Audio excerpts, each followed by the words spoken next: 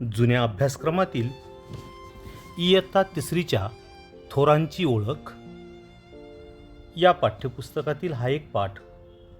महात्मा ज्योतिराव फुले. सुमारे 100 वर्षापूर्वींची गोष्ट. दुपारची वेळ होती. ऊन मी म्हणत होते. रिकामी मडकी घेऊन महार बायका आणि पुरुष पुणे शहरात पाण्याची भीक मागत हिंडत होते. लोकांच्या हातापाया पडत होते. तहानेने त्यांचा जीव व्याकुळ झाला होता. जवळच एका हौदावर लोक अंघोळ करत होते. बादल्या भरभरून डोक्यावर ओतून घेत होते. बायका पाणी भरत होत्या, धुणे धुत होत्या, पण कोणीही त्या गरीब बापड्यांकडे लक्ष देत नव्हते. अशावेळी एक गृहस्थ रस्त्याने जात होते. त्यांनी त्या महार बायका पुरुषांकडे पाहिले. त्यांना त्यांची दया आली. लोक बादल्या भरभरून पाणी डोक्यांवरून ओतून घेत होते, पण कोणीही त्या गरीब बापड्यांना पाणी देत नव्हते. हे पाहून ते गृहस्थ पुढे गेले. एकाच्या हातातील बादली ओढून त्यांनी आपल्या हातात घेतली. ती पाण्याने भरली व त्या महार मांग बायका पोरांची मडकी भरून दिली. एवढेच करून ते थांबले नाहीत. ते गृहस्थ त्यांना म्हणाले, हे पहा, समोर जे घर दिसते आहे ना, ते माझे. तेथील हौदावर येऊन वाटेल तेवढे पाणी घ्या भरून.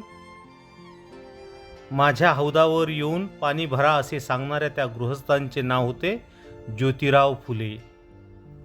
गरिबांचे दुःख पाहून ते दुःखी व्हायचे. कधी कोणावर अन्याय केलेला पाहिला म्हणजे त्यांना राग यायचा. दुसऱ्या दिवशी ते सगळे लोक ज्योतिरावांच्या घरी आले आणि म्हणाले, आम्ही तुमच्या हौदात आमची भांडी कशी बुडवावीत? ऊस गोड लागला म्हणून काय मुळापासून खायचा? ज्योतिराव हसले.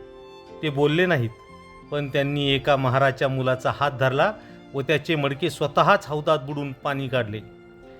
त्या गरीब बापड्यांच्या डोळ्यात आसवे उभी राहिली. त्या सर्वांनी ज्योतिरावांचे पाय धरले. ज्योतिराव कनवाळू होते, तसेच ते बाणेदार व तडफदार होते. त्यांच्या आयुष्यातील आणखी एक प्रसंग. त्यावेळी आपल्या देशावर इंग्लंडच्या व्हिक्टोरिया राणीचे राज्य होते. तिचा मुलगा एकदा पुण्याला आला. पुणेकरांनी राणीच्या या मुलाचा मोठा सत्कार करण्याचा बेत केला.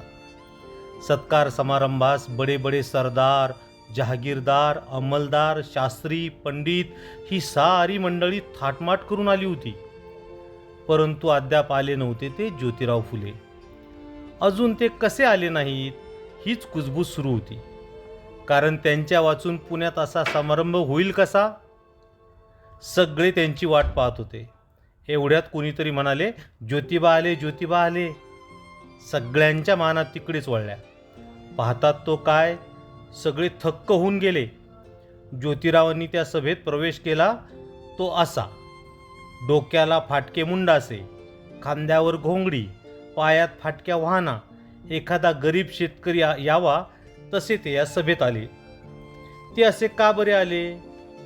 या सभेत त्यांनी जे भाषण केले त्यावरून त्याचा उलगडा होईल. हार तुरे देऊन झाले. मग काहींची गौरवपर भाषणे झाली. नंतर ज्योतिरावांची भाषणाची पाळी आली. ज्योतिराव पुढे आले आणि म्हणाले, साहेब, माझा हा पोशाख पाहून तुम्हाला नवल वाटले असेल नाही, पण आमच्या देशातील लोकांची परिस्थिती किती गरिबीची आहे हे दाखवायचे आहे तुम्हाला. आपण मायदेशी जाणार आहात तेव्हा आमचा गोरगरिबांचा आपल्या आईसाहेबांना एक कळकळीचा निरोप सांगा. त्यांना म्हणावे, आम्हाला शिक्षण द्या, चांगले शिक्षण द्या, आमची गरिबी दूर करा. ज्योतिराव फुले असे होते, तडफदार, बाणेदार आणि कनवाळू. त्यांनी प्रथम आपल्या पत्नी सावित्रीबाई यांना शिकवून स्त्री शिक्षणाचा धडा घालून दिला. पुण्यातील मुलींची पहिली शाळा त्यांनीच काढली. स्त्री शिक्षणाचा पाया ज्योतिरावांनीच घातला. तसेच दलित वर्गातील मुलांना शिक्षण देण्याचीही त्यांनी सोय केली. त्यांच्या या समाजसेवेचा लोकांनी मोठा गौरव केला. लोक त्यांना महात्मा फुले म्हणू लागले. धन्यवाद.